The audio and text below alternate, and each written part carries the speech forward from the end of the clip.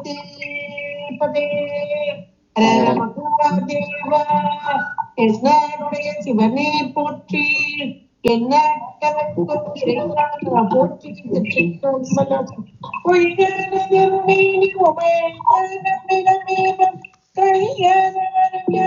கடல் மரவாமல் அழியாயோ மல தூவும் அழியாமல் உளமாற வழியாயோ மலிதாய வினை கூட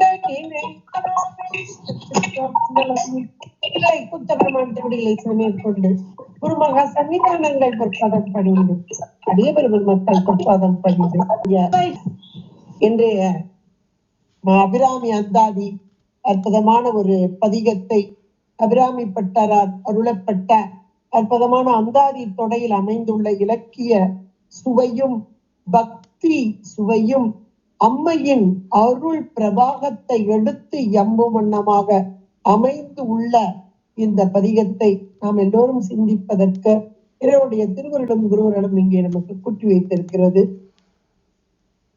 தாரமற்கொன்றையும் செண்பக மாலையும் சாத்தும் தெல்லை ஊரதம்பாகத்து உமை மைந்தனே உலகெழும் பெற்ற சீரபீராமி அந்தாதி எப்போதும் என் சிந்தை உள்ளே காரமன்மேனி கணபதியே நிற்க கட்டுரையே.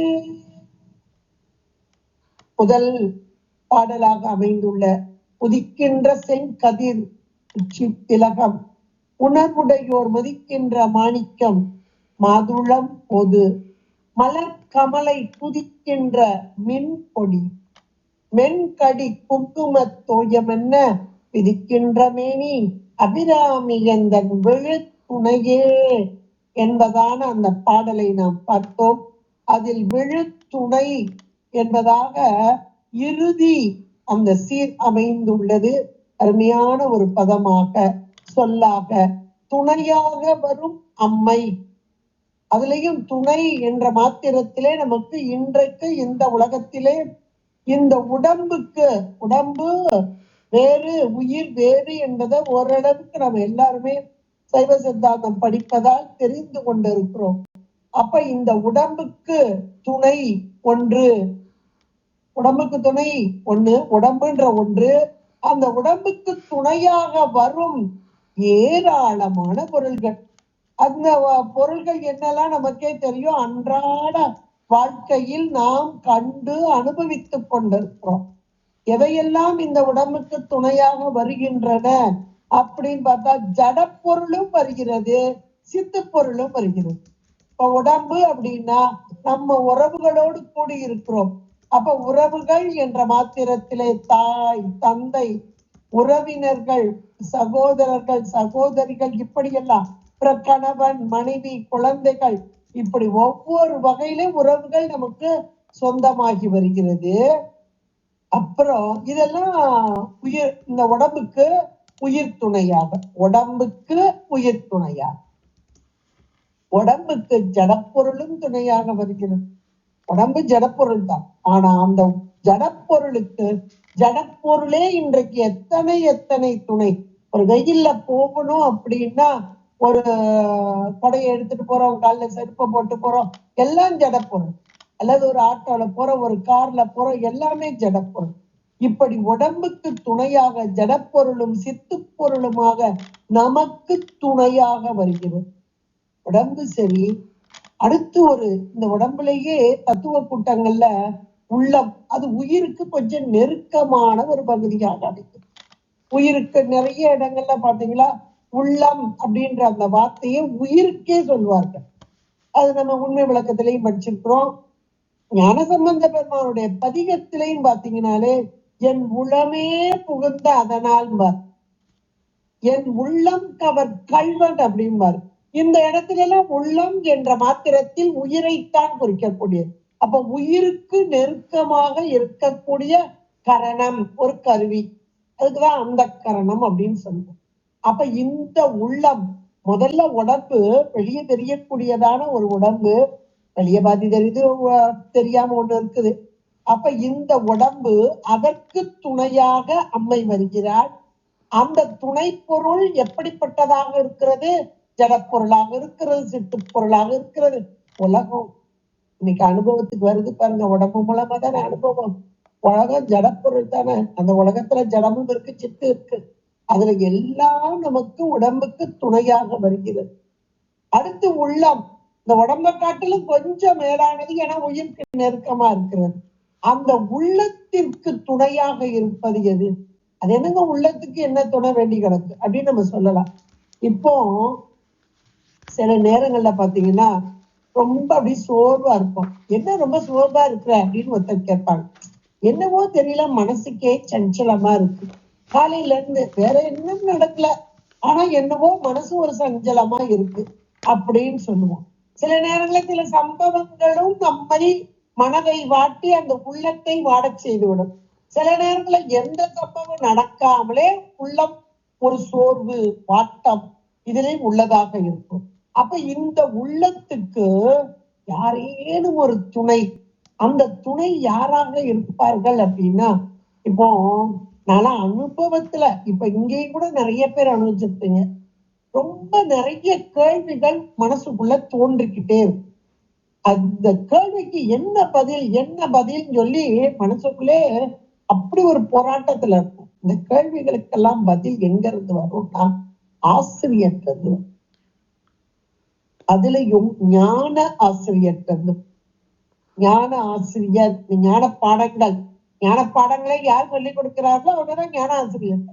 அதான் சைவ சித்தாந்தத்துல நான் நிறைய கேள்விக்கு, எனக்குள் ஏற்பட்ட கேள்விக்கெல்லாம் பதில் என்னவோ நான் அன்னைக்கு நினைச்சதுக்கு அன்னைக்கே பதில் கிடைக்கும். சில நேரங்கள் நம்ம நினைச்சதை அப்படியே சொல்றாரு அப்படின்லாம் நாங்க நினைச்சிருக்கேன் எத்தனையோ முறை. இது எல்லாருக்குமே ஒரு அனுபவமா இது இருக்கும். அப்ப உள்ளம் கலக்கம் உற்ற போது அல்லது ஒரு தெளிவு இல்லாத நிலையில் இருக்கும் போது, குழம்பி இருக்கும் நேரத்திலே இந்த உள்ளத்திற்கு இந்த கலக்கத்தை நீக்கவும் தெளிவு வருவதற்கும், இன்னும் சொல்ல போனா சந்தோஷம் அடைவதற்கும் யார் வர்றாங்கன்னா ஆசிரியர்கள், ஞான ஆச்சரியர்கள். இவங்களுக்கு மேலான ஞான குருமார்கள். ஞான குரு வேற, ஞான ஆச்சரியர்கள் வேற, ஞான குருமார்கள் வேற. அப்ப இவர்கள் எல்லாம் நம்முடைய உள்ளத்தை பக்குவப்படுத்துவதற்காக, உள்ளம் பண்பட வேண்டும், பக்குவப்பட வேண்டும். ஏன்னா உயிருக்கு நெருக்கமான கருவி இதுதான். அப்ப உடம்பு பக்குவம் படுறது ஒரு பக்கம், உள்ளம் பக்குவப்பட வேண்டும். உடம்புக்கு துணையாக வருதல் ஒரு பக்கம், இப்ப உள்ளத்திற்கு துணையாக. அப்ப இந்த உள்ளத்திற்கு ஏற்படக்கூடிய அந்த குழப்பம், கலக்கம் இவைகளை எல்லாம் நீக்கும் வண்ணமாக இந்த ஆசிரியர்கள், ஆசிரியர்கள் ஒரு பக்கம், ஞான ஆச்சாரியர்கள் ஒரு பக்கம், ஞான குருமார்கள் ஒரு பக்கம், இப்படி எல்லாம் வர்றாங்க. அடுத்து உயிர், உடல், உள்ளம், உயிர், ஒன்றிலும் ஒன்று மேலானதாக. இப்படி மூணையும் நீங்க வச்சு பார்க்கணும் கண்டிப்பா. ஏன்னா நம்ம சைவ சித்தாந்தம் படிக்கிறதுனால உடல் இது ஒரு ஜடப்பொருள் தான். ஆனால் இன்றைக்கு உடம்பின் மூலமாகத்தான் எல்லா அனுபவங்களும் இந்த உயிர் பெறுகிறது. அந்த உடம்பில் கரணமாக, அந்த கரணமாக, உயிருக்கு நெருக்கமான ஒரு கரணமாக, கருவியாக இருப்பது உள்ளம். உள்ளம் பக்குவப்பட பட பட அன்றைக்கு நடக்கும் காரியங்கள் எல்லாம் வெற்றி பெறக்கூடியதா. அதனாலதான் உள்ளத்தை பக்குவமா வச்சுக்க, உள்ளத்தை பக்குவமா வச்சுக்க. உள்ளத்துல கலக்கம் வரக்கூடாது. எந்த செயல் வந்தாலும் கலங்காம இரு, அல்லது ஒரு துன்பம் வரும்போது கலங்கிறாரு. இப்படி எல்லாம் பெரியவங்க சொல்றாங்க. பெரியவங்க நம்ம ஆசிரியர்கள் மட்டும் சொல்லக்கூடாது, பெரியவர்கள், நமக்கு மூத்தவர்கள், அவருடைய அறிவுரை எல்லாம் நம்முடைய உள்ளத்திற்கு. அடுத்து இந்த உள்ளம், இந்த உடல், உள்ளம், இதையெல்லாம் அனுபவம் யாருக்கு? உயிருக்குத்தான். உயிருக்காகத்தானே இத்தனையும் சேர்த்து வைக்கப்படுகிறது. அப்ப உயிருக்கு துணை யார்?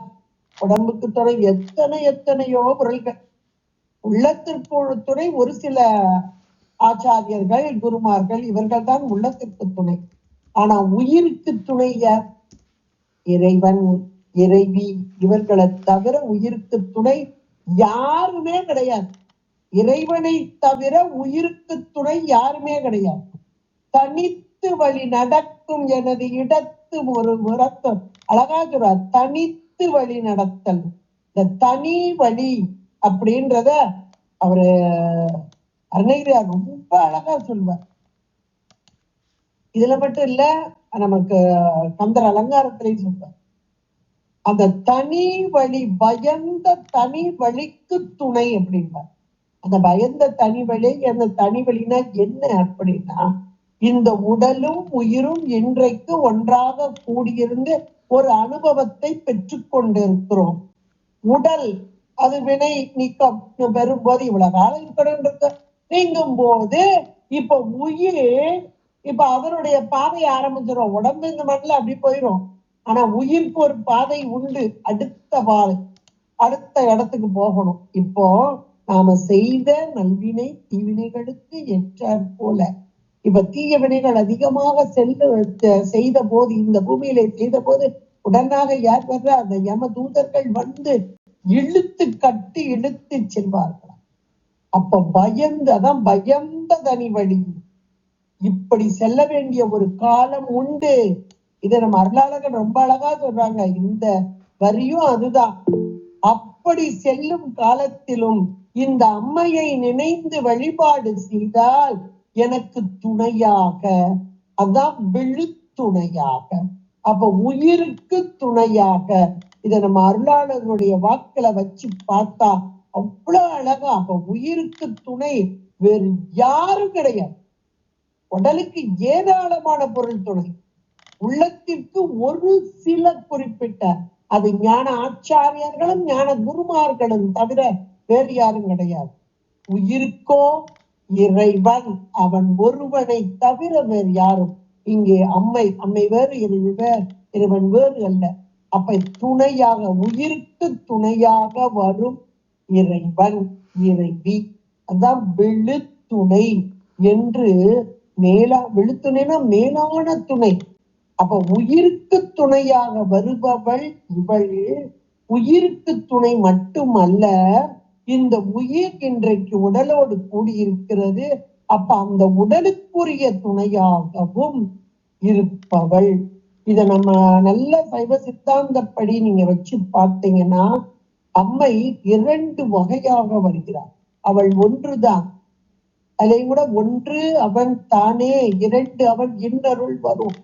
அந்த 2 அவன் இன்னருன்றது அறக்கருணை மரக்கருணைன்னு சொல்லுவோம். அப்ப அறக்கருணை என்றால் என்ன, மரக்கருணை என்றால் என்ன?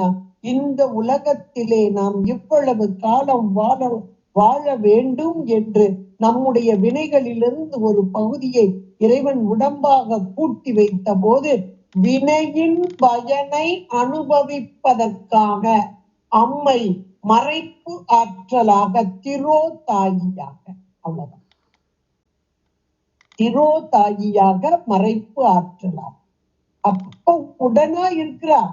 அம்மை உடனாக இருக்கிறார். இருந்து இந்த மறைப்பு ஆற்றலாக தன்னை மறைத்து கொண்டு இந்த உலகத்தை காண்பித்து உலக அனுபவத்தை பெற வைத்து, அதான் ரொம்ப முக்கியம், உலக அனுபவத்தை பெற வைத்து.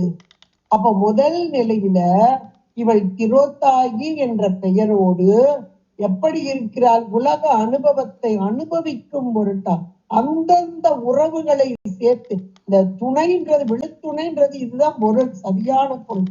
அந்தந்த உறவுகளை அந்தந்த நேரத்திலே கூட்டி வைத்து, அந்தந்த நேரத்துல கூட்டி வைக்கிறார்.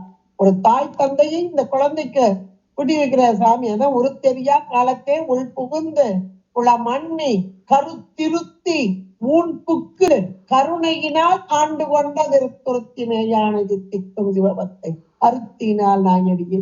இந்த பாடல் முழுக்க இந்த விழுத்துணைதான். அப்ப இந்த உயிருக்கு துணையாக வரும், விழுத்துணையாக வரும் அன்னை முதல் நிலையில வினையை அனுபவிக்கும் காலத்திலே இந்த உயிர்களுக்கு உரித்ததான இந்த உலக அனுபவத்தை அனுபவிக்கும் வண்ணமாக இப்ப உடலுக்கு துணை நம்ம முதல்ல சொன்னோம். அப்ப உடலுக்கு துணையாக வரக்கூடிய சித்து பொருள்கள், உறவு பொருள்கள் யாரால் கூட்டி வைக்கப்பட்டது? அம்மையால் கூட்டி. அவ்வளவுதான். இது மூணை நீங்க கோர்த்து பார்த்தீங்கன்னா ஆச்சரியம் ஆச்சரியம் ஆச்சரியம். அப்ப அந்த உடம்பு, அப்புறம் இந்த உடம்பின் மூலமாக அனுபவம் வர வர வர இந்த உயிர் கொஞ்சம் பக்குவ நிலை அடையும் போது இந்த உள்ளம் என்ற ஒரு கருவி ஏன் எதுக்கு என்ற கேள்வி, ஏன் இந்த துன்பம் எனக்கு வந்தது, இந்த துன்பம் என்றைக்கு என்னை விட்டு நீங்கும், அதற்குரிய வழிமுறைதான் என்ன, இப்படியெல்லாம் உள்ளத்துல ஒரு கேள்விகள் எழ எழ என்றைக்கு நம்முடைய உள்ளத்திலே இந்த வகையான கேள்விகள் எழ ஆரம்பிக்கிறதோ அன்றைக்கு இறைவன் குருவாக ஆச்சாரியராக வந்து இந்த கேள்விகளுக்கெல்லாம் விடை அது உள்ளத்திற்கு. இதுதான் உண்மை. ஆமா, அவங்க சொல்றது உண்மைதான், என் மனசுக்குள்ள இப்படி எல்லாம் கேள்வி வந்தது, இது சொல்றது சரி அப்படின்னு ஏற்றுக்கொள்ளும் வகையில். இதுக்கெல்லாம் நம்ம வழிபாடுதான், வேற ஒன்றும் வேண்டாம். இதை வழிபாடு செய்ய செய்ய செய்ய அந்தந்த காலத்துல சாமி கூட்டிட்டார். அப்ப உடலுக்கு துணையாகவும் உள்ளத்திற்கு துணையா, உள்ளம் பக்குவப்பட்ட காலத்திலே உயிருக்கு துணையா. இதான் தனித்து வழி நடக்கும் எனது இடத்தும் வளர்த்தும் இருபுறத்தும் அருகடுத்தும் இரவு பகல் துணையதாகும்.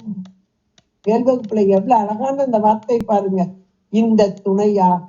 அப்ப இந்த உயிர் துணை எப்பொழுதும் இருக்கிறது.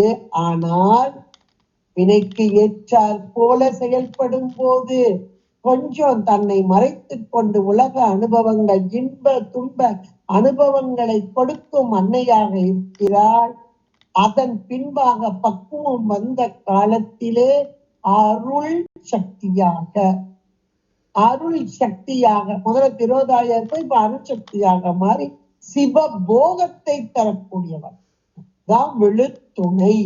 அப்படிப்பட்ட துணையும் விழுத்துணையாக வரும் அன்னை, அந்த துணையாக வரும் அன்னை துணையும் அந்த துணையாக வந்து நாம் தொடும் தெய்வமாகவும் வருகிறார்.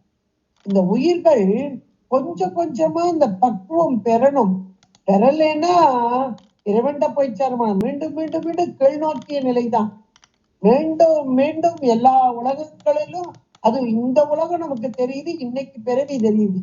ஆனா நாம் அதிகமான தவறுகள் செய்தால் பாதாள லோகம் என்றெல்லாம் நம்முடைய சாத்திர நூல்கள் மிக தெளிவாக எடுத்து சொல்லும். அப்பெல்லாம் எவ்வளவு துன்பத்தை அனுபவிக்க வேண்டி வரும், எவ்வளவு துன்பம். அப்ப அந்த துன்பத்திலிருந்து நம்மை காக்க வேண்டும் என்று துணையாக வந்த அன்னை நான் தொழும் தெய்வமாக, அதான் தொழும் தெய்வம் போட்டார். வெறுமனே தெய்வம் போடல, தொழும் தெய்வம் என்றால் நமக்கு எந்த தெய்வத்தை வணங்க வேண்டும் என்று அப்படியே உள்ளத்திற்குள் ஒரு ஈர்ப்பு. இந்த ஈர்ப்புக்கெல்லாம் காரணம் அம்மைதான். ஏன்னா நம்முடைய பக்குவம் அந்த இறைவிக்கு தெரியும், இறைவிதான் செயல்பட வர்றா.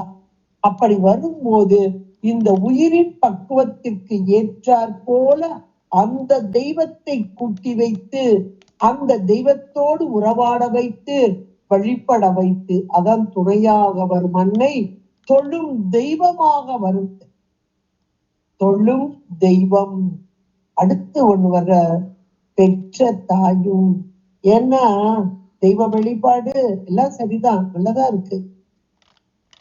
ஆனால் காணும் தெய்வமாக பார்ப்பது, நாம இந்த உலகத்துல பார்க்கிற பொருளைத்தானே நம்ம எப்பவுமே விரும்பி ஏற்றுக்கொள்ளக்கூடியவர்களாக இருப்போம். கண்ணால பார்க்கிற பொருள் அது மேலதான் ஒரு ஈர்ப்பு. காணாத பொருள் அப்படின்னும் போது இறைவன் கொஞ்சம் கண்ணுக்கு அகப்படலை, ஆனாலும் நம்ம அதை உருவமாக்கி அருவுருவமாக்கி அப்படியெல்லாம் வழிபாடு செய்யறோம். ஆனால் காணும் தெய்வம் என்ற மாத்திரத்திலே இந்த உடல் கொடுத்து உலக அனுபவம் கொடுத்து நம்மை வழிநடத்தும் தாய், அதான் பெற்ற தாய். அந்த வார்த்தையை பார்க்க முதல்ல தொழும் தெய்வம் போட்டார். நம்முடைய உள்ளம் எதை விரும்பி ஏற்றுக்கொள்கிறதோ அந்த தெய்வம் தொழும் தெய்வம். அடுத்து தாய், வெறுமனே தாய் சொல்ல பெற்ற ஒரு வார்த்தை.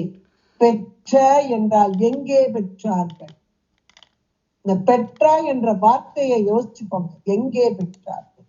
இறைவன் கொடுக்க பெற்ற. அப்ப இந்த ஆன்மாவுக்கு இந்த உடல் இந்த தாயின் மூலமாக அந்த தாய் பெற்ற. அப்ப அந்த தாய் இறைவனிடமிருந்து பெற்றால், அம்மையிடந்து பெற்றால், அதனால் இந்த பெற்ற தாய் அந்த பெற்ற தாய்னா இன்னைக்கு ஒரு தாய் கிடைக்குது இந்த ஆன்மாவுக்கு உடல் கொடுக்க வருது அப்படின்னா இறைவனுடைய கணக்கு அதுதான், வேற ஒண்ணும் இல்லை.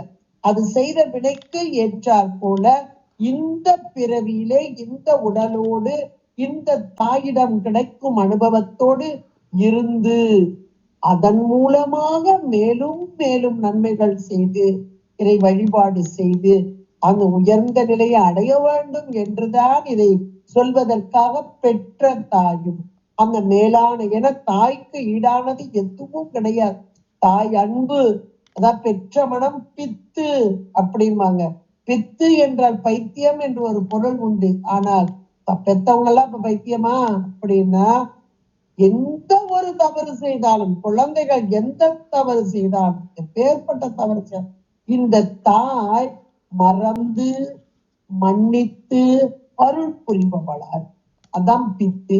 ஒரு பைத்தியக்காரன் என்ன செஞ்சாலும் மறந்துவான், அடுத்தாப்புல அப்படியே ஏத்துக்கிடுவான்.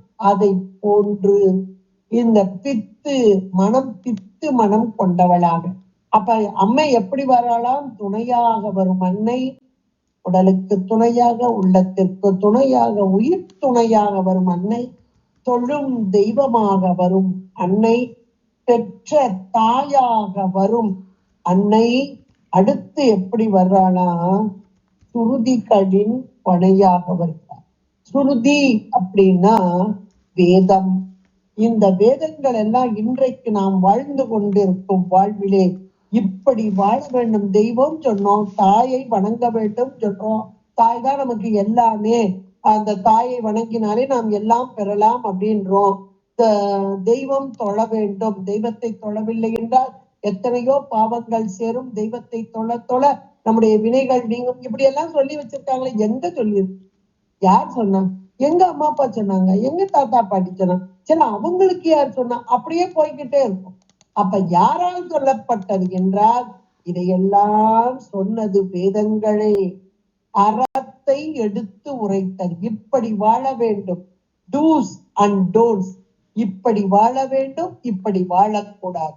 மனிதர்களாகிய நாம் இந்த அறநெறியிலே நின்று இறை வழிபாடு செய்து அல்லது நன்மையான அறங்களை செய்து வாழ்க்கையிலே நல்ல அறங்களை செய்து வாழ்ந்தால் மிக உயர்ந்த நிலையை நாம் அடையலாம் என்று சொல்வது வேதங்கள்.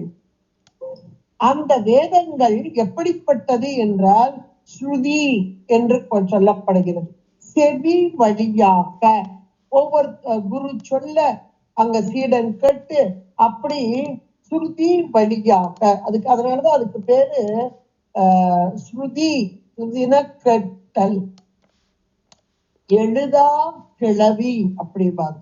எழுத்தால் எழுதப்படாதது, வாக்கால் கேட்கப்பட்டு உணர்தல், அதான் ஸ்ருதி என்று சொல்லக்கூடியது. இப்ப இந்த வேதங்கள் எப்படி இருக்கிறது? வேதங்கள் வந்தது இறைவனிடமிருந்து நம்ம எப்பவுமோ பார்த்திருக்கோம். இறைவன் வேறு இறைவி வேறு அல்ல. வேத வேத்தியாயை நமக இறை சகஸ்ர நாமாவளியிலேயே கூட வரக்கூடியது. பெற்றதா என்பதற்கு ஸ்ரீ மாத்ரே என்பதாக வரக்கூடியதாக இருக்கிறது. நீங்க சகஸ்ர நாமாவளி கேட்டுக்கிட்டு இருக்கனால சகஸ்ர நாமாவளியையும் இதையும் கூட நீங்க சேர்த்து வச்சுக்கலாம். வேதங்களின் தலைவியாக, வேத மாதாவாக, வேத வேத்தியாயாக, வேத்தியாயே நமக, வேத வேத்தியாயே நமக, வேத ரூபின்யே நமக, இதெல்லாம் சகஸ்ர நாமாவளியில் வரக்கூடியது. இங்க அம்மை எப்படி வாராளாம்? முதல்ல ஸ்ருதி என்றால் வேதம், ஸ்ருதிகளின் பனையும் அப்படிங்கிறார். முதல் வார்த்தை ஸ்ருதிகளின் பனை. பனைனா என்னன்னா நல்ல கிளை விரிச்சு இருக்கும். நல்ல ஒரு மரத்தை பார்த்தீங்கன்னா ஆலமரம் அப்படின்னா அந்த ஆலமரம் எல்லா வகையிலும் உயர்ந்ததுங்கிறாங்க. மிக உயர்ந்த ஒன்று என்னன்னா, ஒரு வெயில்ல நடந்து வரும்போது ஒரு ஆலமரம், அப்பாடா பெரிய மரமா இருக்கு ஆலமரம், அதுல போய் தங்குவோம் அப்படின்னு நினைப்போம். இப்ப இந்த நாகர்கோயில்லாம் படர்ந்த ஆள் அப்படின்னு அந்த இடம், அந்த ஆலமரம் பாத்தீங்கன்னா ஒரு கிலோமீட்டர் கூட இருக்கும், 2 கிலோமீட்டர் இருக்கும். அப்படின்னு படர்ந்து போய் நிக்குது. எனக்கா பெரிய ஆச்சரியம். அதுல 2000-3000 பேர் உட்கார்ந்து சாப்பிட்டாங்க. பந்தலே போட வேண்டாம், போட மாட்டாங்க. கோயில் விஷயத்துக்கு பந்தலே போட மாட்டாங்க. அந்த மரமே படர்ந்து அப்படி அழகா நிற்கும். அப்ப அந்த மரம் என்பது அப்படியே கிளைகளை பரப்பி முதல்ல நிழல், இந்த வெயில் நேரத்துல நிழல் தருதல், அதுதான் மிகப்பெரிய முக்கியமான ஒன்று. அப்புறம் நிழல் அதுல இழப்பாறு இருக்கும்போது சில நேரத்துல அப்படி எட்டி பார்க்கும்போது காய் கனி இதெல்லாம் இருந்தா சாப்பிடுறதுக்கு வசதியா இருக்கும். இப்ப இந்த இடத்துல முதல்ல அம்மை எப்படி இருக்கிறா? நமக்கு முதல்ல நிழல் வேணும். எதுக்காக? எத்தனையோ பிறவிகள், 84 லட்சம் யோனி பிறவிகள்ல பிறந்து எல்லா பிறப்பும் பிறந்து இழைத்தேன், இழைச்சு போய் களைச்சு போய், என வெப்பம், பிறவி என்பது வெப்பம். அந்த வெப்பத்துல ஆண் தவிச்சு வரும்போது முதல்ல இழைப்பாரு. அந்த இழைப்பாறுதலுக்கு இங்கே அப்படியே கிளைகளை பரப்பிய, அது என்ன கிளைகள்? வேதம். வேதத்தின் கிளைகளாக அம்மை அமர்ந்திருக்கார். ஏன்னா உண்மையை உணரணும். நீ இந்த வழியிலே நடக்க வேண்டும், அற வழியிலே நிற்க வேண்டும் என்று சொல்வது வேதம். அந்த வேதத்தின் கிளைகளாக இருந்து நமக்கு இளைப்பாறுதல் தரும் அன்னை. அதான் சுருதிகளின் பனை.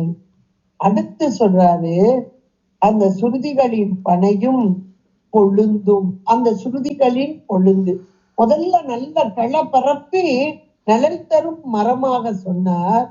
அந்த நிழல் தருவது மட்டுமல்ல, அதுல பக்கத்துல போய் பார்த்தா முதல்ல அப்படி வெயில் நேரத்துல நடந்து வரோம், ஏன் அங்க பெரிய மரமா இருக்கு போ அப்படின்ட்டு அந்த மரத்தை பார்த்தோன்னே அந்த கிளையெல்லாம் தெரியுது நமக்கு.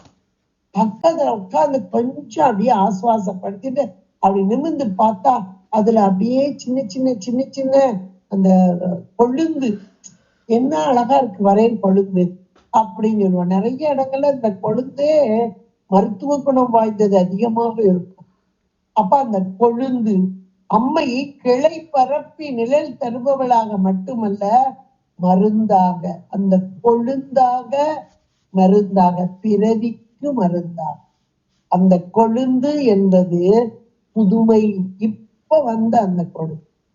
இந்த கிளைகள் எத்தனையோ வருட காலமாக இருப்பது, அது பழமை. அப்ப பழமைக்கு பழமையும் புதுமைக்கு புதுமையுமாக இருக்கும் அம்மை. அந்த காலத்துல இருக்கவங்க நீங்க இப்படிதான் இருப்பீங்க, நாங்க இந்த காலத்துல ட்ரெண்ட்ல இப்படிதான் இருப்போம், அவர்களுக்கு தகுந்த அறத்தையும் சொல்பவளாக கொழுந்து. வேதங்கள் எதை சொல்லுது? அறத்தை சொல்லுது. அறத்தை சொல்பவளாக அம்மை இருக்கிறார். அப்ப முதல்ல கிளை பரப்பி நிழல் தரும் அன்னை இந்த கொழுந்தாகவும் இருந்து இந்த புதுமைக்கு புதுமையாகவும் இருக்கிறார். அடுத்து அந்த முதல்ல என்ன சொன்னாரு? பனைய சொன்னாரு, அப்புறம் கொழுந்த சொன்னாரு. அடுத்து ஒரு வார்த்தை போடுறாரு, சுருதிகளில் பதிக்கொண்ட வேறு. பதிக்கொண்ட வேர்.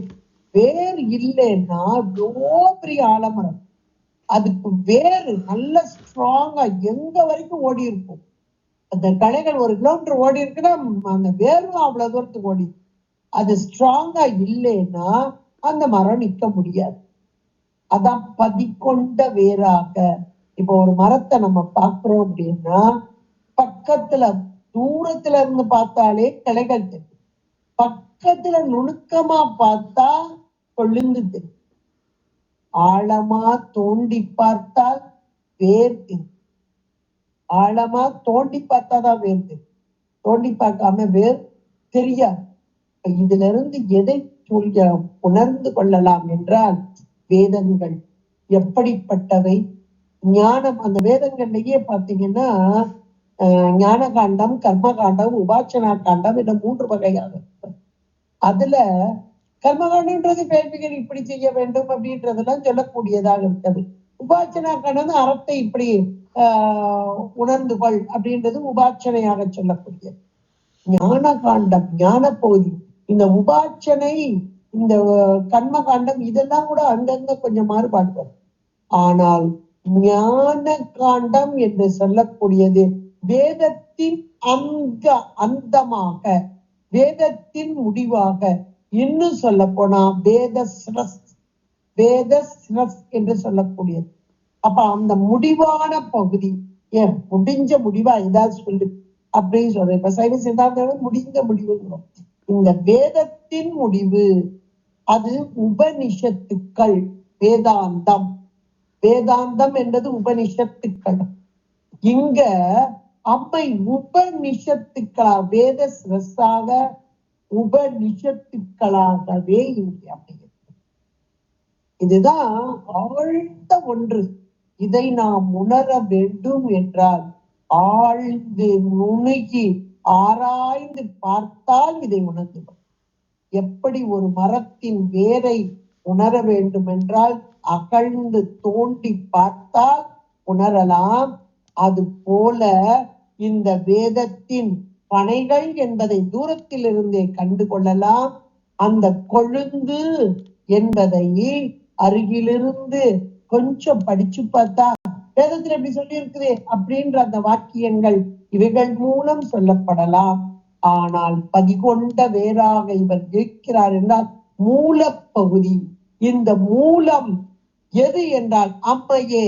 அந்த மூலத்தை அறிய வேண்டும் என்றால் ஆழ்ந்து நின்று ஆழ்ந்து அதிலே ஊறி நின்று அகழ்ந்து ஆராய்ந்து பார்த்தால் அந்த மூலத்தை அறிய முடியுமோ என்றால் முடியும்.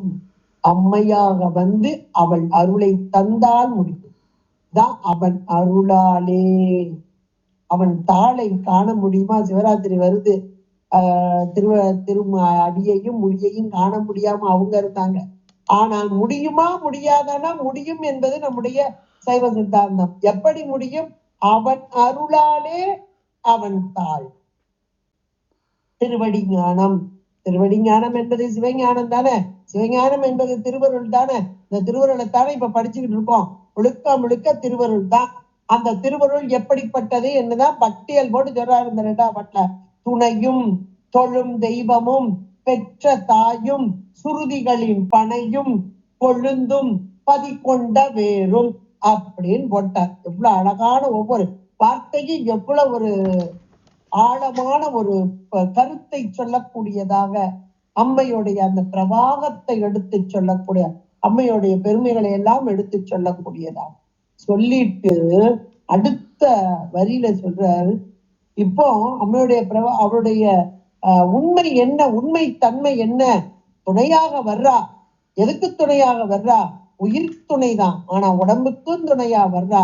இப்படி எல்லாம் சொல்லி அந்த உயிர்க்கு பாடம் எது? அது உள்ளத்தின் மூலமாக, உடம்பின் மூலமாக. இன்றைக்கு வேதங்கள் என்பது ஸ்ருதி, அந்த செவியால் கேட்கப்படுவது. அது ஆச்சாரியர்கள் மூலமாக கேட்கப்படுவது. அந்த ஆச்சாரியர் மூலமாக கேட்டு உணர்ந்து சிந்தித்து ஆழ்ந்து அறிந்தால் அம்மையை உணர்ந்து, அந்த அம்மையை உணர்ந்தால் மேலான சிவ போகத்தை நாம் அடையலாம் என்பதையெல்லாம் இந்த வரிகளிலே பட்டியல் போட்டு சொல்லி அடுத்து அவளுடைய அங்க அமைப்புக்கு வர்றார். எங்கேயும் நீங்க பாத்தீங்கன்னா லலிதா சஹஸ்ரநாமாவளியிலையும் அந்த அங்க அமைப்பு 4 திருக்கரங்கள். ஏன்னா அம்மை நமக்கு உதவ வர்ற அப்படின்னா முதல்ல திருக்கரங்கள் தான். கரத்தின் மூலமாகத்தானே நமக்கெல்லாம் நன்மை செய்றார். அதான் சதுர் பாகு சமன்விதையை 7வது நாமாவளி வந்து சதுர் பாகு சமன்விதாயை, 4 திருக்கரங்களை கொண்டவளான அம்மை அப்படின்றது 7வது லலிதா சஹஸ்ரநாமாவுல வரக்கூடியதாக இருக்கிறது. அப்ப அந்த 4 திருக்கரங்களிலும் என்னென்ன வைத்திருக்கிறாள் அப்படின்றதுதான் இந்த அடுத்த வரியில என்ன வச்சிருக்கா பாருங்க. பனி மலர் பூங்கனை, பனி மலர் பூங்கனை, மலர்கனைகளை வைத்திருக்கிறாளாம். இந்த வலதுபுறத்திலே மேல்புறத்துல மேல இருக்கிற கை, வலதுபுறத்துல மேல் கையில 5 மலர்கனைகள், மலர் அம்புகள் வைத்திருக்கிறாளாம். அந்த மலர்கனைகள் என்பது 5 பூ அப்படின்னு சொல்லுவாங்க, மாம்பூ அசுகு பூ அப்படிலாம் சொல்லுவாங்க. ஆனால் தன்மாத்திரைகள், இவற்றை அம்பாக கொண்டவன். இதெல்லாம் நம்ம முழுக்க முழுக்க உண்மை விளக்கத்துல தத்துவத்துல படிச்சுதான் இப்ப அவ்வளவு வருது. இன்னொரு கரத்தில், இடது கரத்திலே மேல் கரத்தில், இடது மேல் கரத்திலே எதை வைத்திருக்கிறாள் அப்படின்னா கரும்பு வில்ல கையில வச்சிருப்பா. அம்மை பாத்தீங்கன்னா கரும்பு வில்ல அழகா வச்சிருப்பா.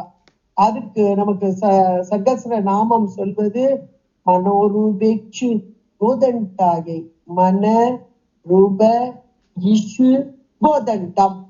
இஷு என்றால் கரும்பு, கரும்பையே வில்லாக, கோதண்டம்னா வில், இஷு கோதண்டம் அது எது என்றால் மனரூப, மனமாகிய கரும்பு வில்லை இங்கே கோதண்டமாக கொண்டவள் அம்மை. அப்ப ஒரு பக்கம் மனம் என்ற ஒரு வில்லை கோதண்டமாக வில்லை கொண்டவள் இவள். இதற்கு இந்த பஞ்சதன் மாத்திர சாய பனிமலர் பூக்கணை. அப்ப பனிமலர் பூங்கணை என்றால் பஞ்சதன் மாத்திர சாய, பஞ்ச தன்மாத்திரை, தன்மாத்திரை 5 தன்மா, சுவை, ஒளி, ஊறு, ஓசை, நாற்றம் என்ற 5 தன்மாத்திரைகளை மலர்கணைகளாக மனம். இது எவ்வளவு பெரிய தத்துவம் பாருங்க, எவ்வளவு அழகா கோர்த்து கொண்டு வந்திருக்காரு பாருங்க. சைவ சித்தாந்தத்துடைய அப்படி ஒரு பிழிவாக இந்த மனம்தான் இந்த தன்மாத்திரைகளில் ஒன்றை இடமாக கொண்டு இந்த ஐம்புலன்கள் இப்ப ஒவ்வொன்றுக்கும் ஒவ்வொன்று இருக்குது. இந்த தன்மாத்திரைகள் அதிலிருந்து வந்த பூதங்கள். அப்ப அந்த தன்மாத்திரைகள் இப்ப நாற்றம் அப்படின்னா இங்க நிலம் அப்படின்றது. இப்படி ஒவ்வொன்றாக பற்றி கொண்டு அதற்குரிய பொறிகள் வாயிலாக, அப்ப இதுக்கு எல்லாமே காரணம் மனம். இது எல்லாம் இருந்தாதான் மனம் என்ற ஒரு வில்லு இருந்தாதான் அந்த அம்புவை விட முடியும். எவ்வளவு ஒரு அருமையான ஒரு தத்துவம் பாருங்க. இதை இந்த மனதையும் இந்த தன் மாத்திரைகளையும் தன்னுடைய ஆயுதமாக வைத்திருக்கிறாள். அதனுடைய பொருள் என்ன அப்படின்னா, இந்த 2 ஆயுதம் யார்கிட்ட கொடுத்திருக்கிறான்? மன்மதன் கொடுத்திருக்கிறான். இப்ப மன்மதன் என்பவன் திருமாலின் மகனாகலாம் சொல்லக்கூடியது. இந்த மனதிற்குள் விருப்பத்தை ஏற்படுத்துபவன். மனதிற்குள் விருப்பம்னா காமம். அப்ப காமத்தை உருவாக்குபவன் எதன் மீது? எல்லா பொருள் மேலும். எந்த பொருள் நமக்கு இன்னைக்கு வினை வழியாக, முதலில் சொன்னோம், வினை வழியாக தான் அம்மா நடத்திக்கிட்டு இருக்கிறா நம்மள. இன்றைக்கு இந்த உடம்பு இருக்கிற வரைக்கும் நமக்கு வினை வழியாகத்தான். அப்ப வினையை கழிக்கணும். அப்ப இந்த பொருளில் ஒரு நாட்டத்தை நமக்கு வரவழைக்க வேண்டும். அப்ப இந்த மன்மதன் என்பவனிடம் அந்த 2 பொருளையும் கொடுத்து, கரும்பு வில்லையும் இந்த மலர்கணைகளையும் கொடுத்து இந்த ஆன்மாவுக்கு விருப்பை வரவழைத்து அந்த பொருளை அனுபவிக்க வை அப்படின்னு அவங்கிட்ட கொடுத்துட்டான். அவனுக்கு உருவம் கூட இல்லைங்க, அனங்க உருவமில்லாத ஒருவன் எல்லா நேரங்களிலும் வெற்றி பெறுகிறான் என்றால் எவ்வளவு பெரிய பலசாலி பாருங்க. இன்னைக்கு மன்மதன் போய் தோல்வி அடைந்த இடம் இல்லை. ஆனா நம்மால்கிட்ட மட்டும்தான் அங்க பஸ்பமாக்கி போனான். ஏன்னா ஞானமே வடிவான பகுதியாகுது. அங்க போய் இந்த அஞ்ஞானம் நிக்க, காமம் என்பது அஞ்ஞானம். இந்த அஞ்ஞானம் போய் நிக்க முடியுமா? ஆனா போன்றவர்களை இன்னைக்கும் இந்த நிமிஷம் ஒவ்வொரு நிமிஷத்திலும் அவன் செயல்பட்டுக்கிட்டே இருக்கான், வெற்றி பெற்று கொண்டே இருக்கிறான். அம்மை இவனிடம் கொடுத்து இதுனி அனுப்பிச்சா. இந்த 2ஐயும் இவனும் கையில வச்சுக்கிட்டான். அவங்கிட்ட கொடுத்துட்டா இந்த உயிர்களுக்கு விருப்பை ஏற்படுத்தி அதன் மூலமாக அனுபவத்தை அவர்கள் அனுபவிக்கணும், அந்த உயிர் அனுபவிக்கணும் கொடுத்துட்டார். ஆனால் இந்த உயிர்கள் என்றைக்கு என் திருவடியை பற்றி கொள்கின்றனவோ அல்லது என்றைக்கு என்னை துதிக்க ஆரம்பிக்கிறதோ அன்றைக்கு உன்னுடைய ஆயுதங்கள் செல்லுபடியாக. அதுக்காகத்தான் தாங்கையில வச்சுக்க. அப்ப இவளுடைய ஆணையின் வண்ணமாக, அவ்வளவுதான். ஏன் இவ கையில வச்சிருக்கானா? இவள் ஆணையிட்டால் தான் அவனோட அங்க செலுத்துறானா செல்லுபடியா, இல்லைன்னா செல்லுபடி ஆகும். எவ்வளவு ஒரு அருமையானது ஒரு வார்த்தை. பனிமலர் பூங்கணையும் கருப்பஞ்சிலையும் இவ்வளவு ஒரு அருமையானது. அப்ப நமக்கு இன்றைக்கு விருப்பு வருகிறது ஒரு பொருளின் மீது என்றால் அம்மை ஆணையிட்டு கொண்டிருக்கிறார். இந்த பொருளின் மீது விருப்பத்தை வரவை, இந்த பொருளின் மீது விருப்பம் வரட்டும். அதான் என்ன பொருள் நம்ம முதலே பார்த்துட்டோம். எதுல கொடுத்துட்டாங்க? துணையும். துணையும்ன்ற வார்த்தையிலே போட்டுட்டார். எல்லாம் அவ்வளவு ஒரு பொருள் பொதிந்த ஒரு பாடல் எடுத்தீங்கன்னா அப்படியே அசந்து போயிடணும். அப்ப அத்தனையும் நம்முடைய வாழ்க்கைக்கு தேவையானதாக. இப்ப இந்த துணையை சேர்த்து வைக்கிறா, அது உயிர் துணை, உயிர் இல்லாத துணை, வேற ஒண்ணும் இல்லை. நம்ம வீடையே நம்ம எடுத்துக்கோங்களேன், பார்த்து பார்த்து கட்டினது. அதுவும் நான் பார்த்து கிச்சன் எப்படி செலக்ட் பண்ணேன் தெரியுமா? இந்த பொருள் நானே செலக்ட் பண்ணது, இது நானு. அது ஒவ்வொரு நாளும் துடைக்கிறதுலயும் வைக்கிறதுலயும் சிலர்லாம் பாத்தீங்கன்னா அந்த கிச்சன்ல துடைக்கிற எத்தனைதான் வேலைக்காரங்க போட்டாங்க, அவங்க ஒரு தடவை தொடச்சு முடிச்சுடுவாங்க. அப்பதான் அவங்களுக்கு திருப்தியா இருக்கும். அப்பா இப்பதான் திருப்தியா இருக்கும். வேற யாரையும் பக்கத்துல கூட விட மாட்டாங்க. அப்ப அந்த பொருளின் மீது விருப்பத்தை எவ்வளவு தூரம் ஊட்டி வைக்கிற அம்மை. இதுக்கு காரணம் அம்மைதான். அம்மைதான். எதுக்காக என்றால் இந்த பொருளின் மீது உள்ள விருப்பம் அதிகமாகி அதிகமாகி அதனை அனுபவித்து அனுபவித்து அந்த பொருள் எப்படிப்பட்ட பொருள் என்று இந்த உயிர் அறிந்து கொள்ளட்டும். என்னைக்கு அறியும்? என்னைக்காவது ஒரு நாள் கொடுப்பான். என்னைக்காவது ஒரு நாள். இது வெறும் ஜடம், சில காலம் என்பதை ஒரு காலம் உணரும் உயிர். அப்போ அம்மா என்று காலில் வந்து விழுந்த போது இவள் கையில இப்ப இருக்கு பாருங்க, கருப்பஞ்சிலை, இந்த மலர்கனை, இதன் மூலமாக அந்த மன்மதனுக்கு வேலையில்லாமாக்கிடுவான். இதுதான் ஆதிசங்கர செல்வார் அழகா சொல்றார், அம்மா அருகாலியை போல உன் திருவடியை பற்றி கொண்டு. அருகாலினா 6 கால்களை உடைய வண்டை போல, 6 கால்களை உடைய வண்டு. அந்த 6 கால் என்பது மனம் என்ற ஒன்றும், இந்த தன்மாத்திரைகள் என்று சொல்லக்கூடிய 5 புலன்கள், இந்த 6ஐயும் சேர்த்து ஓன் திருவடியில போட்டுட்டேன். அப்ப எனக்கென்று ஒரு விருப்பம் வெறுப்பம் உண்டா? கிடையாது. என்னை செலுத்துபவள் அவள், அவள் எல்லாம் செய்வாள் என்ற உணர்வு வர பெற்றேன் என்று ஆதிசங்கர சொல்றது எவ்வளவு அழகான ஒன்று. யோசிச்சு பாருங்க. இது அழகா சொல்றார், பனிமூ மலர் பூக்கணையும் கருப்பஞ்சிலையும் கொண்ட அன்னை. இன்னும் 2 கரங்கள் இருக்கு இல்லையா? சதுர்பாகு சமன்விதாயை என்று பார்த்தோம். 4 திரு கரங்களை கொண்டவளாக இருக்கிறாள் என்று பார்த்தோம். ஒரு கரத்திலே இங்கே பாசம், பாசம் என்றால் கயிறு.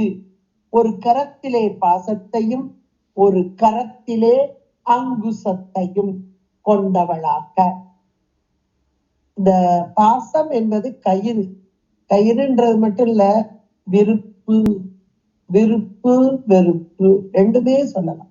விருப்பு வெறுப்பு இந்த 2ஐயுமே கொண்டவளாக அத கீழ் இடக்கையிலே பாசத்தையும் அங்குசத்தை கீழ் வலக்கரத்திலே அங்குசத்தையும் கொண்டவளாக. அப்ப 4 திருக்கரங்கள் என்பதாக. அது கூட நமக்கு நாமாவளியிலையும் ரொம்ப அழகாக சொல்லப்பட்டது. ராகஸ்வரூப பாஷாத்யாயை. ராகம், ராகம் என்றால் ஆசை, ஆசை வடிவான அந்த பாசம் என்னும் ஆயுதம் அப்படின்றது. ராகஸ்வரூப விருப்பு வெறுப்பு என்ற அது விருப்பு அநேகமா பாத்தீங்கன்னா வெறுப்பு விரும்பினாதான் அந்த பொருளை நம்ம அனுபவிக்க முடியும். அதற்காக பாஷாத்யாயை அந்த 8வது நாமாவளி சொல்லக்கூடியது. அடுத்து குரோத, குரோதாகார அங்குச ஜுவாலாயை, குரோதத்தின் உருவமான அங்குசத்தை, அது நல்ல ஒளி பொருள், அந்த ஒளியாக விளங்குதல். அந்த அங்குசம் என்பது யானையை அடக்கிறதுக்குரிய ஒரு பொருளாக உண்டு. யானை, யானை என்ற அங்குசத்துலதானே அடக்கிறது. அந்த அங்குசம் யானையை அடக்கக்கூடியது. இந்த நாமாவளியில அவ்வளவு பொருள் இருக்கு. ஏன்னா நம்ம சகஸ்ரநாமம் படிக்கும் போதே கொஞ்சம் ஓரளவுக்கு நான் சொல்லி இருக்கிறேன். ஓரளவுக்கு நீங்க தெரிஞ்சுக்கோங்க. இந்த 4 நாமாவளியும், 4 நாமாவளி, அந்த 4லையும் முதல் 2 நம்ம மனம் அப்புறம் இந்திரியங்கள் அப்படின்னு பார்த்துட்டோம். இந்திரியங்களை கூட இந்த இடத்துல தன்மாத்திரைகளை தான் போடுவாங்க. ஏன்னா பஞ்சதன் மாத்திரை சாயகாயம் தான் வந்திருக்குது. தன்மாத்திரைகள், தன்மாத்திரைகள் என்னது? காரணம். இது அப்புறம் காரியமா வரும்போது பூதங்களாக. இவைகள் எல்லாம் எங்க போய் சேர்ந்து அந்த மனம் என்பது அந்த ஞானேந்திரியங்களை பற்றி கொண்டு அப்புறம் இந்த அதுக்கெல்லாம் ஒவ்வொரு இடம், இதெல்லாம் இந்த உண்மை விளக்கத்துல கோர்த்து கோர்த்து பாத்தீங்கன்னாதான் அது தெரியக்கூடியதாக இருக்கும். அடுத்தாப்புல பாசம் அங்குசம், இந்த 2மே, இந்த பாசம் அங்குசம்ன்றது ஒரு கயிறாக சொல்லப்படக்கூடியது. அங்குசம் என்பது ஒரு வெட்டி வீழ்த்தக்கூடியதாக சொல்லப்படக்கூடியது. இது எல்லாவற்றிற்குமே ஒரு அதிதேவதை உண்டு. ஒவ்வொன்றுக்கும் ஒரு அதிதேவதையாக சொல்லப்படக்கூடியது. அந்தந்த அதிதேவதைகள் அப்படின்னு இந்த பாசம் அப்படின்னு பார்த்தோம் இல்லையா, அதுக்கு அஸ்வாருடை, அஸ்வாருடாயை நமக, அஸ்வாருடா அப்படின்னு சொல்லக்கூடியது. அடுத்து அங்குசத்துக்கு சம்பத்கரி, சம்பத்கரி என்று சொல்லக்கூடியது. இது எல்லாமே இதோட ரிலேட்டடா தான் வரும். இந்த ரிலேட்டட் பண்ணி பண்ணி இந்த சகஸ்ர நாமாவளி அதோட ரிலேட்டட் பண்ணி இதுவும் இந்த 4 ஆயுதங்களை வச்சிருக்கிற கையில ஒவ்வொன்றுக்கும் ஒரு அதிதேவதை. அந்த அதிதேவனுடைய செயல் என்ன அப்படின்னு பார்த்தா ஒரு ஆச்சரியமா. கரும்பு வில்லுக்கு மந்திரினி, மலர் பூங்கனைக்கு தண்டநாதா, தண்டநாதாயை அப்படின்னு ஒரு தண்டநாதா, கரும்பு வில்லுக்கு மந்திரினி என்று சொல்லக்கூடியது. இப்படி 4 வகையாக இங்கே ஒவ்வொன்றுக்கும் ஒரு இது முழுக்கவே உங்களுக்கு சகஸ்ர நாமாவளியில வரக்கூடியதாக இருக்குது. அத ஏற்கனவே உங்களுக்கு சொன்னதுதான், இது திரும்ப சொல்ல வேண்டிய அவசியம் இல்லை. லேசா நான் சொல்லிட்டு போயிடுறேன். இங்க சொல்லக்கூடியதுல ராகஸ்வரூபம் அப்படின்றது பாசம் அப்படின்னு பார்த்தோம். அந்த பாசத்துக்குரிய அதிதேவதையாக இருப்பவளையும் இங்கே சொல்லக்கூடியது அஸ்வாருடை. அஸ்வாருடைனா குதிரை படைக்கு தலைவியாக இருப்பவள் அஸ்வாருடா என்று சொல்லக்கூடியது, குதிரை படைக்கு தலைவியாக இருப்பவள். அப்புறம் இந்த சம்பத்கரி அப்படின்றது வருது இல்லையா, அப்ப அந்த சம்பத்கரி என்பவள் இந்த யானை படைக்கு தலைவியாக வரக்கூடியவள். சம்பத்கரி சமாரூடா சிந்தூர, சிந்தூர விரஜ சேவிதா அப்படின்னு அதுல வந்திருக்கு. 66வது நாமாவளி. குறிக்கிறவங்க குறிச்சுக்கோங்க. நம்ம ஏற்கனவே இது பார்த்ததுதான். தெரியணும்னு நினைச்சவங்க எடுத்துக்கோங்க. ஏன்னா இது அவ்வளவு கோயிங்கான்னா அவ்வளவு போய்கிட்டே இருக்கும். சொல்ல சொல்ல சொல்ல சொல்ல தோண்ட தோண்ட தோண்ட வெட்ட வெட்ட பூதமாங்களே, அது மாதிரி ஒரு போய்கிட்டே இருக்கும். சம்பத்கரி, சம்பத்கரி அந்த அதிதேவதை அவளுடைய ஆணைக்கு உட்பட்ட யானை படையினால் செவிக்கப்பட்டவள் என்பதுதான் இதனுடைய பொருள். சம்பத்கரி என்னும் தேவி அம்பாளுடைய யானை படைத்தலைவியாக இருப்பவள். அதுல இன்னும் கூட சம்பத்கரின்றது ஒரு சக்தி வாய்ந்த மந்திரமா. அந்த மந்திர தந்திரத்துல சொல்லக்கூடிய அந்த 3 பீஜ அட்சரங்களை கொண்டதான ஒன்று. யானை அடக்குதுன்னா சும்மாவா, அது மாதிரி ஒரு மந்திரம். அதுக்குரிய அதிதேவதையாக இங்கே சொல்லக்கூடியது. அதே மாதிரி அஸ்வாருடா, அஸ்வாருடா திஷ்டி தாஸ்வ கோடி கோடி பிராபிருத்தா அப்படின்றது 67. அஸ்வாருடாவுடைய தலைமையில் இயங்கக்கூடிய கோடிக்கணக்கான குதிரைகள். இந்த கோடிக்கணக்கான குதிரைன்னு வேற ஒண்ணு வேண்டாம், மனசுக்குள்ள ஒரு நொடிக்கு எத்தனை எண்ணங்கள் வருது. அது கோடிக்கணக்கான ஒரு குதிரை வேகம்னு சொல்லுவாங்க. அந்த மாதிரி கோடிக்கணக்கான எண்ணங்கள் அத்தனை ஒரு கயிறை போட்டு இப்படி இழுக்கிறது. இது எல்லாமே தத்துவங்கள் தான். இதெல்லாம் இழுக்கணும்னா நம்மளால முடியாது, நாம நினைச்சாலும் முடியாது. அப்ப அம்மை இந்த படை தளபதியாக இருக்கக்கூடிய அஸ்வாருடா அப்படின்னு ஒரு பெயர் உள்ள அவளை கொண்டு வந்து வச்சு அவளை செலுத்துறவ யாரு? அம்மை. அப்ப அம்மையை வழிபட வழிபட வழிபட இந்த குதிரை மாதிரி ஓடிக்கிட்டு இருக்கு பாருங்க எண்ணங்கள். இத அடக்கி அப்படி ஒரு ஒழுக்கத்துக்கு ஐம்புல ஒடுக்கம், ஐம்புல ஒடுக்கம் இவைகள் தான் குதிரை படையாக இங்கே சொல்லப்படக்கூடியது. ரொம்ப ஒரு அருமையான நாமாவளி பாடல். இதுல இந்த நாமாவளியோடு சேர்த்து நீங்க படிச்சு அந்த நாமாவளியோடைய பொருளும் அடியேன் ஏற்கனவே பதிவு பண்ணி இருக்குது. அதனால திரும்ப நீங்க, ஏன்னா நான் கொஞ்சம் தான் சொல்லியிருக்கேன் அந்த நாமாவுடைய பொருள், அது கொஞ்சம் ஆழமா நீங்க புரிஞ்சுக்கிட்டீங்கன்னா நம்முடைய உடலோடு உயிரோடு சம்பந்தப்பட்டது. அம்மை இந்த உயிரை பக்குவப்படுத்துவதற்காக உடலுக்கு துணையாக உயிருக்கு துணையாக வரக்கூடிய அம்மையாக இருக்கிறாள் என்பதை நாம் உணர்ந்து கொண்டாலே போதும். அதைத்தான் இங்கே பனி மலர் பூ கனையும் கருப்பம் சிலையும் மென் பாசாங்குசமும் கையில் அணையும் திரிபுர சுந்தரி ஆவது அறிந்தனமே. அம்மை எப்படி இருக்கிறானா, 4 திருக்கரங்களிலும் இந்த 4 பொருள்களை கொண்டவளாக உயிர்களாகிய நமக்கு நன்மை செய்யும் வண்ணமாக திரிபுர சுந்தரியாக இருக்கிறார். திரிபுரம் 3 புறங்களை கொண்டவள், 3 எண்ணிக்கை உள்ள தொகுதிகள், எல்லாத்துக்குமே திரிபுரம் சொல்லலாம். 3 சொல்றது ஆக்கல் அழித்தல், ஆக்கல் அழித்தல் அழித்தல். அழித்தல் என்றால் காத்தல், அழித்தல் என்றால் ஒடுக்குதல். இது 3மே. அப்புறம் குணங்கள்ல 3 சாத்வீகம், ரஜோ குணம், தமோ குணம். அப்ப இந்த 3 வரக்கூடியது. அப்புறம் சூரியன், சந்திரன், அக்னி, இந்த 3. அப்புறம் இந்த மேல் உலகம், கீழ் உலகம், இந்த பூ உலகம் 3. எல்லாவற்றிற்குமே சுந்தரியாக, தலைவியாக, இடக்கலை, பிங்கலை, சொழுமுனை எல்லாமே 3 வருது பாருங்க.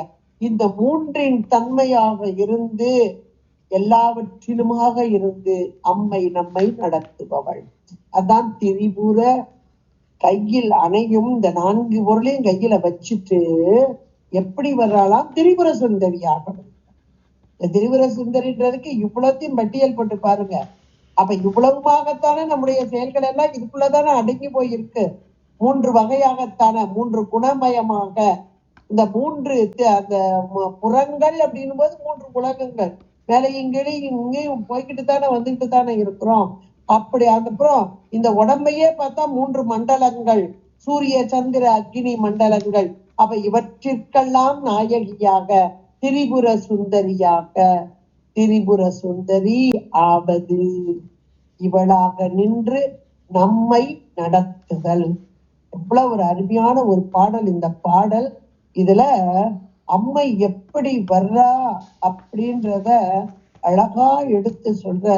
முதல்ல அம்மை துணையாக வந்தாள், தொழும் தெய்வமாக வந்தாள், பெற்ற தாயாக வந்தாள். வந்த இவள் சப்த பிரபஞ்சமாக வந்து உயிருக்கு நன்மை செய்ய வேண்டும் என்று வேதங்களின் வடிவாக, அது வேதங்கள் சப்தம், அந்த சப்த பிரபஞ்சமாக வேத ரூபியாக வந்து அந்த வேதங்களின் மூலமாக உயிர்க்கு அற உரைகளை எடுத்து சொல்லி உயிர்களை பக்குவப்படுத்த வேண்டும் என்று உணர்வோடு வரும் அன்னை. அப்புறம் அந்த 4 திருக்கரங்கள் முதல்ல வேதத்தை சொல்லி, முதல்ல துணையாக சொல்லி, அந்த துணையும் உடலாக உள்ளமாக உயிராக சொல்லி, அந்த துணையாக வந்த அன்னை சொல் பிரபஞ்சமாக பொருள் பிரபஞ்சமாக அந்த சொல்லாக வரும்போது வேதமாக வந்து அறத்தை எல்லாம் உணர்த்தும் அந்த அன்னை இந்த 4 திருக்கரங்களோடு வந்து இந்த உயிர்களுக்கு அந்த பக்குவ நிலையை உணர்த்துவதற்காக இசுபோதண்டத்தை தன் கையில் கொண்டு, ஏனென்றால் இந்த உயிர்கள் பக்குவம் பெறும் காலத்திலே தன்னுடைய திருவடியை யார் அண்டுகிறார்களோ அவர்களுக்கு நன்மை செய்வதற்காக அந்த மன்மதன் செலுத்தக்கூடியவனுக்கு அவனுக்கு அந்த அதிகாரத்தை கொடுத்தாலும் இவனுடைய திருவடியை, ஏன்னா அந்த வேதங்கள் சொல்லக்கூடிய அறவழியில் நடக்கக்கூடிய அவர்களுக்கு வேத சொரூபினியாக வந்து நன்மையை செய்தை உணர்ந்து கொண்ட அவர்களுக்கு அந்த திருவடி இன்பத்தை தரக்கூடியவளாக வரும் அந்த அன்னை, தொழும் தெய்வமாக வரும் அன்னை, திரிபுர சுந்தரியாக வரும் அன்னை, இப்படியெல்லாம் வரக்கூடிய அன்னை இந்த பாசத்தையும் அங்குசத்தையும் அவளுடைய பிள்ளையாகிய கணபதியிடம் கொடுத்து, மன்மதன்ட்ட 2 பொருளை கொடுத்தா உலக விருப்பத்தை எல்லாம் அனுபவிப்பதற்காக, உலக போகத்தை அனுபவிப்பதற்காக, உலக போகத்திலிருந்து விடுபட்டு இறைவா உன்னை அடைய வேண்டும் என்று எந்த உயிர்கள் தவித்து ஓடி வருகிறதோ அவர்களுக்கு அபயம் அளிக்கும் வண்ணமாக தன்னுடைய குழந்தையான கணபதியிடம் இந்த பாசத்தையும் அங்குசத்தையும் கொடுத்து இவர்களுடைய விருப்பு வெறுப்புகளை எல்லாம் வெட்டி வீழ்த்தி அகங்கார முனைப்பு நீக்குதல். விநாயகர் வணக்கம் என்பதே அகங்கார முனைப்பு நீக்குதல், தன்முனைப்பு நீக்குதல். இன்னும் அதுல அவ்வளவு தத்துவங்கள்ல போனோம்னா அவ்வளவு எடுக்கலாம் இதுல. ஏன்னா இந்த 4 பொருளை வச்சு அவ்வளவு வரும். அகங்கார முனைப்பு, தன்முனைப்பு நீக்க வேண்டும் என்றால் தன்னுடைய குழந்தை முதல்ல மன்மதன்ட்ட கொடுத்தா அடுத்து பொறுப்பான பிள்ளை மூத்த அந்த பொறுப்பான கணபதியிடம் கொடுத்து இதன் மூலமாக இந்த உயிர்களுக்கு பக்குவத்தை, ஏன்னா மூலாதாரத்தில் 3 7 கனல் என்று பாடியிருக்கிறார். அப்ப இத்தனையும் கொண்ட பக்குவம் பெற்ற ஆன்மாக்கள் தான் இந்த கணபதியை பற்றி கொண்டு மேல் நோக்கி செலுத்தும். இதைத்தான் பாச அங்குசமும் கையில் அணையும் திரிபுர சுந்தரி. 3 புறங்களின் நாயகியாக இருக்கும் அம்மை சுந்தரி என்றால் அழகிய வடிவான அம்மை. அவளை சுந்தரி ஆவது அறிந்தனமே. அறிந்தோ அவளை அறியுமா? இங்கே மிக அழகாக எடுத்து சொல்கிறார் அபிராமி பட்டர். அருமையான ஒரு பாடல். இந்த பாடலை கேட்கும் போதே மனப்பாடமா பண்ணுங்க. ஒவ்வொரு வார்த்தையும் உள்ளத்திற்குள் ஓடிக்கொண்டே இருப்பது. ஒவ்வொரு வார்த்தையாக ஓடிக்கொண்டிருப்பது. அந்த பொருள் ஓடணும். உள்ளுக்குள்ள வார்த்தை மட்டும் ஓடக்கூடாது, பொருள் ஓட வேண்டும். பொருள் சொல்லிய பாட்டின் பொருள் என்ற போது அம்மை, இந்த அம்மையை தொழ வேண்டும் தொழ வேண்டும் தொழ வேண்டும், இந்த பிறவி என்ற பந்தத்திலிருந்து விடுபட வேண்டும் என்ற உணர்வோடு வாழ்ந்தால் அபிராமி அந்தாதி இந்த பாடல் நம் உயிர் துணையாக வரும் என்று கூறி இந்த அளவிலே நிறைவு செய்வோம். சிற்றம்பலம் பார்வதி பதே நமக்காதேவ. என்னாடுடைய சிவனே போற்றி, எண்ணற்றவர்க்கும் இறைவா போற்றி.